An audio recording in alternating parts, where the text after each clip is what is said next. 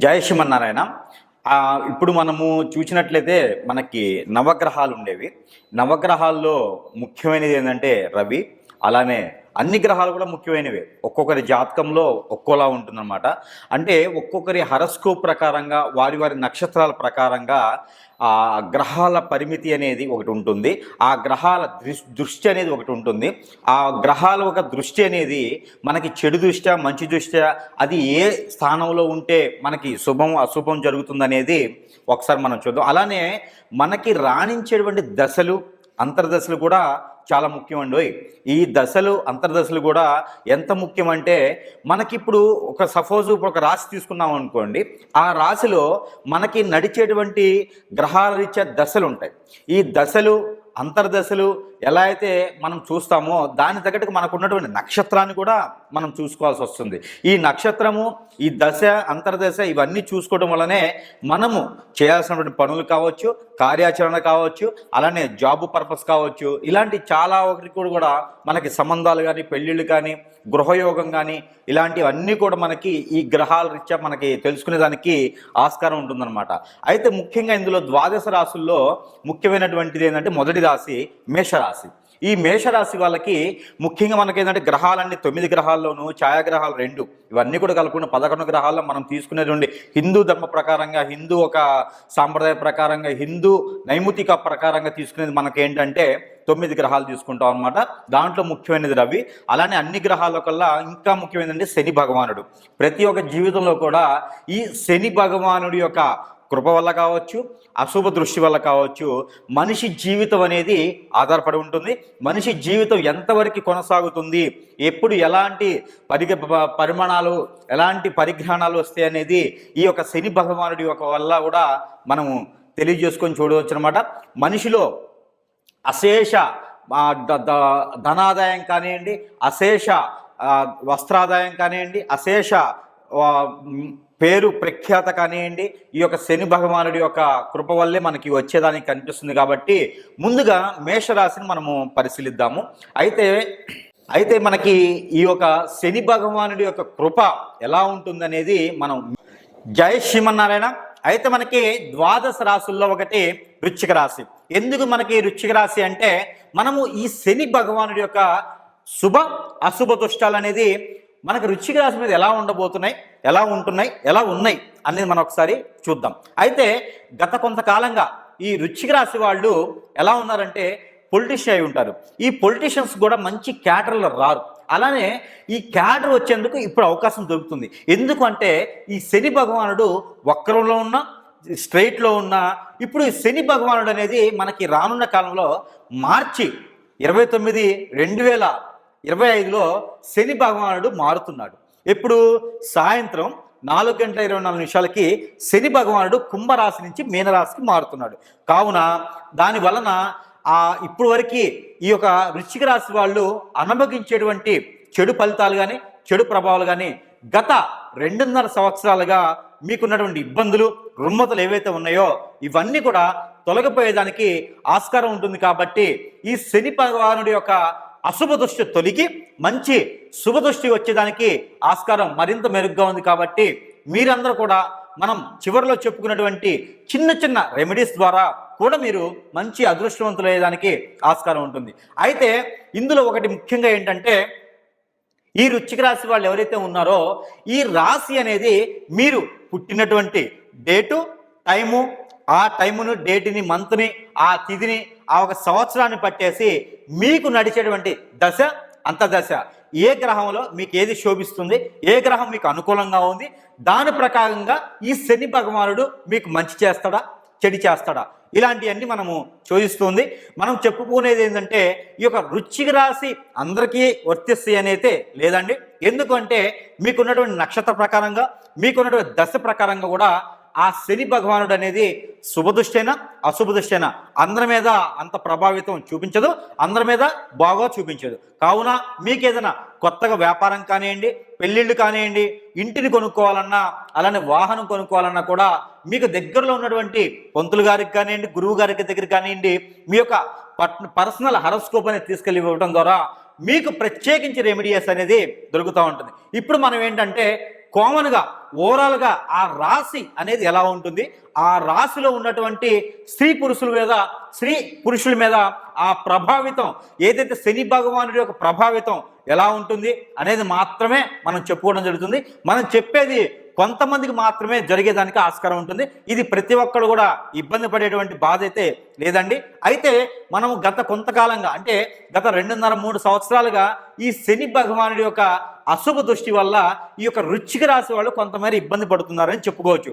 ఏది మనం ముందు అనుకున్నట్టుగానే మనకి పొలిటీషియన్స్లో ఉన్నటువంటి పాలిటిక్స్లో ఉన్నటువంటి స్త్రీ పురుషులు ఎవరైతే ఉన్నారో ఈ స్త్రీ కానీ పురుషుడు కానీ పాలిటిక్స్లో ఉండి వృశ్చిక రాశి వాళ్ళు అయి ఉంటే కనుక వాళ్ళకి ఒక క్యాడర్ రాకుండా డబ్బులు పోయేసి వాళ్ళకి మంచి ఒక పేరు రాకుండా ఉన్నటువంటి పరిస్థితులు ఉన్నాయండి. వీళ్ళందరికీ కూడా ఇప్పుడు ఉపశమనం కలుగుతుంది.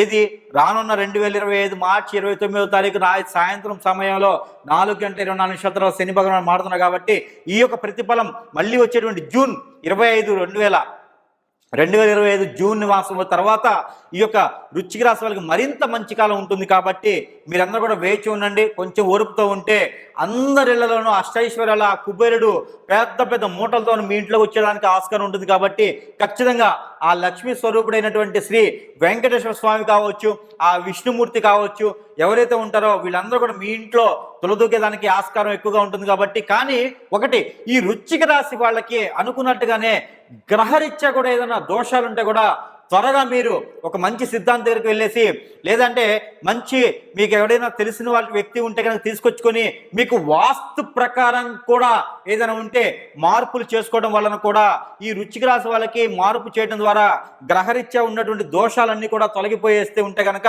వృశ్చిక రాశి వాళ్ళకి ఒకటి మైనస్ ఏంటంటే వృశ్చిక రాశి వాళ్ళకి ఏ గ్రహము మంచి దృష్టితో ఉన్నప్పటికీ కూడా గృహంలో వాస్తు ప్రకారంగా కూడా ఏమైనా లోపం ఉంటే ఆ వాస్తు ప్రభావితం కూడా వృశ్చిక రాశి వాళ్ళ మీద ఎక్కువ చూపిస్తుంది అనమాట.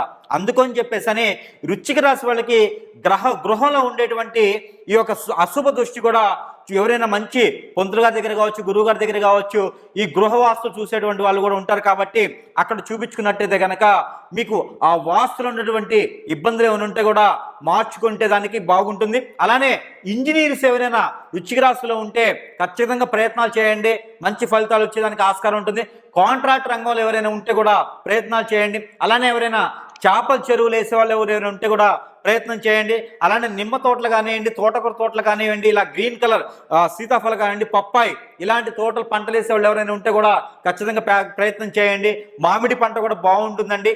ఏది ఈ వృశ్చిక రాశి వాళ్ళకి లాంగ్ టైం ప్రతి సంవత్సరం కూడా మామిడి పంట ఇలాంటివన్నీ బాగుంటాయి. మీరు అందరూ కూడా ప్రయత్నం చేయొచ్చు. అలానే వరి కూడా చాలా బాగుంటుంది, గోధుమ ఇవన్నీ కూడా మీరు వేసుకునే దానికి అర్హులండి. అలానే మనకి దానిమ్మ తోట కూడా మీకు మంచి కలిసి వస్తుందా ఉందండి. బంతి పూలు కూడా మీకు మంచి కలిసి వచ్చేదానికి ఉంటుంది. కాబట్టి ఫ్లేవర్స్ అయినా కూడా మీరు వేసుకునే దానికి ఆస్కారం ఉంటుంది. కాబట్టి ఈ వృశ్చిక రాశి వాళ్ళు ప్రతి వాళ్ళు ఎందుకు వృశ్చిక రాశి వాళ్ళకే పంటల గురించి చెప్తున్నానంటే ఈ వృశ్చిక రాశిలో పుట్టిన వాళ్ళకి అందరికీ కూడా పంట పొలాల మీద ఎక్కువ ఇంట్రెస్ట్ ఉంటుందండి. ఆ దైవ అనుగ్రహం వల్ల పంట పొలాల మీద ఎక్కువ ఇంట్రెస్ట్ ఉంది. కాబట్టి ప్రతి పంట కూడా బాగుంటుంది. అందులోనే ఇప్పుడు మనం అనుకున్నటువంటి పంటలు అయితే ఇంకా మంచి ఆస్కారంగా ఇంకా మంచి శోభదాయకంగా ముందుకెళ్లేదానికి ఆస్కారం ఎక్కువగా ఉంటుంది. పంటలు పండించడం ద్వారా మీకు మంచి రేటు కూడా వచ్చేదానికి ఆస్కారం ఉంటుంది. కాబట్టి ఇలాంటి పంటలు పండించుకునే దానికి మా ప్రయత్నం చేయండి, మొక్కు ఎక్కువ చూపించండి. అలానే కనుక ఈ వృశ్చిక రాశిలో పుట్టినటువంటి స్త్రీ పురుషులు ఎవరైనా పెళ్లిళ్ళు కానటువంటి వాళ్ళు ఎవరైనా ఉంటే ప్రయత్నాలు చేయండి. ఈ మేర మీకు మంచి సంబంధాలు కుదిరేటువంటి అవకాశం ఉంటుంది. స్త్రీలైనా పురుషులైనా సరే వృశ్చిక రాశిలో పుట్టి ఉంటే వాళ్ళకి ఆపోజిట్ సైడ్ ఎక్కడైతే ఉంటుందో అక్కడి నుంచి సంబంధాలు వస్తాయి. అంటే మనకి ఈశాన్యం నుంచి కానీ ఏది మనకి ఉత్తర ఈశాన్యం నుంచైనా తూర్పు ఈశాన్యం నుంచైనా సరే మీకు సంబంధాలు వస్తే ఆ సంబంధం మీకు ఖచ్చితంగా కుదురుతుంది. అలానే మీరు పుట్టిన అటువంటి ప్రదేశం నుంచి ఉత్తర దిక్కు నుంచి వచ్చేటువంటి సంబంధాలు ఏవైతే ఉంటాయో మీకు ఎన్నైనా రావచ్చు సంబంధాలు. కాకపోతే దాంట్లో ఉత్తర దిక్కు నుంచి వచ్చేటువంటి సంబంధం ఏదైతే ఉందో వృశ్చిక రాశి వాళ్ళకి అది ఆ కొంతమేర కుదిరేటువంటి అవకాశం ఉంటుంది. కాబట్టి వాళ్ళు కట్నం ఇచ్చిన ఇవ్వకుండా డబ్బులు లేకుండా సరే వాళ్ళకు మంచి కేటర్లు లేకుండా కూడా మిమ్మల్ని చేసుకోవడం ద్వారా వృశ్చిక రాశి వాళ్ళని చేసుకోవడం ద్వారా అటు అత్తోళ్ళ ఇంట్లోనూ ఇటు పుట్టింట్లో కూడా కలిసి వచ్చేదానికి ఆస్కారం ఉంటుంది. కాబట్టి ఖచ్చితంగా ఉత్తరం నుంచి ఉత్తర ఈశాన్యం తూర్పు ఈశాన్యం వచ్చేటువంటి సంబంధాలు ఏవైతే ఉన్నాయో వృశ్చిక రాశి వాళ్ళు కుదిరించుకోండి. ఆ మేర మీరు పెళ్లి సంబంధాలు కూర్చోదానికి కూడా ఆస్కారం ఎక్కువగా ఉంటుంది. ఎవరైనా కొత్తగా పంటలు పండించుకోవాలన్నా వ్యాపారం చేయాలనుకుంటే కూడా బాగుంటుందండి. అది హోటల్స్ కానీ రెస్టారెంట్స్ కానీ బుక్ స్టాల్స్ కానీ పెట్టాలనుకుంటే వాళ్ళు కనుక పెట్టండి, బాగుంటుంది. అలానే ఏదైనా గానుగలు పెట్టాలనుకునే వాళ్ళు, అంటే ఆయిల్స్ తీసేటువంటి గానుగలు ఉంటాయండి, అలాంటి గానుగలు ప్రయత్నం చేస్తే కూడా మంచి లాభదాయకంగా ఉంటుంది. అలానే తేనెకి సంబంధించినటువంటి వ్యాపారం కూడా ఈ వృశ్చిక రాశి వాళ్ళకి చాలా బాగా కలిసి వస్తుందండి. అలానే పిల్లల్లో ఎవరైనా హార్మోన్ ఇన్బ్యాలెన్స్తో బాధపడేటువంటి వృశ్చిక రాశి వాళ్ళు ఎవరైనా ఉంటే కనుక వాళ్ళు కొంతమేర ఆరోగ్య సంబంధించి ఎవరైనా సరే ట్రీట్మెంట్ తీసుకుంటున్నట్టయితే కనుక ఈ యొక్క రానున్నటువంటి సంవత్సరాల్లో వాళ్ళకి కొంతమేర తగ్గేదానికి ఆస్కారం ఎక్కువగా కనిపిస్తూ ఉందండి. ఈ వృశ్చిక రాశి వాళ్ళకి మరింత ముందుకెళ్లేదానికి కనుక చూసుకుంటే చిన్న ప్రెడిక్షన్స్ మనము చూద్దామండి. ఈ చిన్న ప్రెడిక్షన్స్ చేయడం ద్వారా వృశ్చిక రాశి వాళ్ళకి మరింత శుభం జరిగేదానికి ఆస్కారం ఉంటుంది. కాబట్టి వృశ్చిక రాశి వాళ్ళు చిన్న ప్రెడిక్షన్స్, ఇది ఏ రోజైనా చేయొచ్చు, ఏ వారమైనా చేయొచ్చు, తిథి వార నక్షత్రాలు ఏమీ లేవు. కాబట్టి మీరందరూ కూడా గ్రహాలు మారినప్పటికీ గ్రహాలు వాటింతో వాడి పని అవి చేసుకుంటాయి.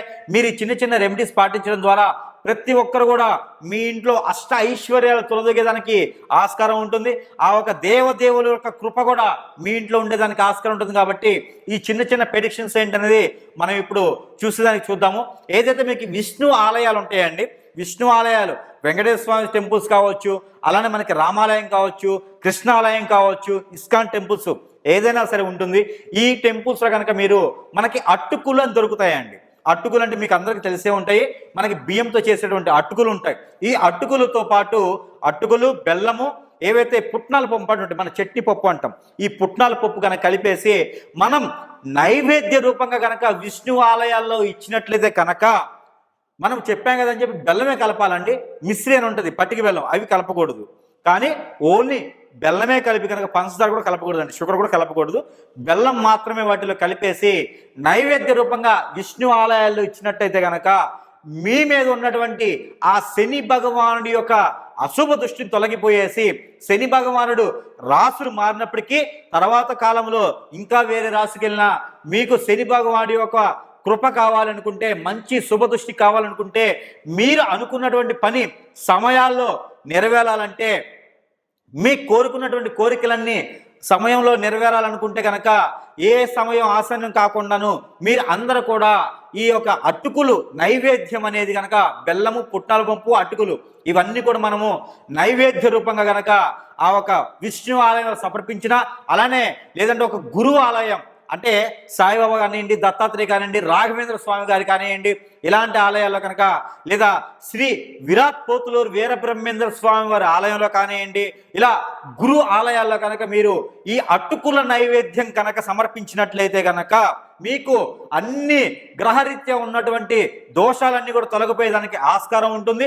అలానే ఈ అటుకులు బెల్లం వేసి పాలలో నానబెట్టి కనుక నైవేద్యం పెట్టినట్టయితే కనుక మీ ఇంట్లో అష్ట ఐశ్వర్యాలు కూడా వచ్చేదానికి ఆస్కారం ఉంటుంది.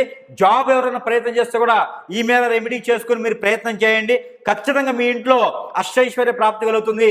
వాస్తు ప్రకారంగా ఏమైనా లోపం ఉంటే కూడా తొలగిపోయేదానికి ఆస్కారం ఉంటుంది. కాబట్టి ఆవు పంచకం మీరు వారంలో 15 రోజులు ఒక్కసారైనా సరే, లేదా అమావాస్య పౌర్ణానికి వేసారు ఒక్కసారైనా సరే, ఆవు పంచకంతో ఇళ్ళంటా చల్లండి, అందరమే చల్లుకోండి, మంచి ప్రయోజనం ఉంటుంది. గ్రహరీత్యా ఉన్నటువంటి దోషాలు ఏమైనా ఉన్నా కూడా తొలగిపోయేదానికి ఆస్కారం ఉంటుంది.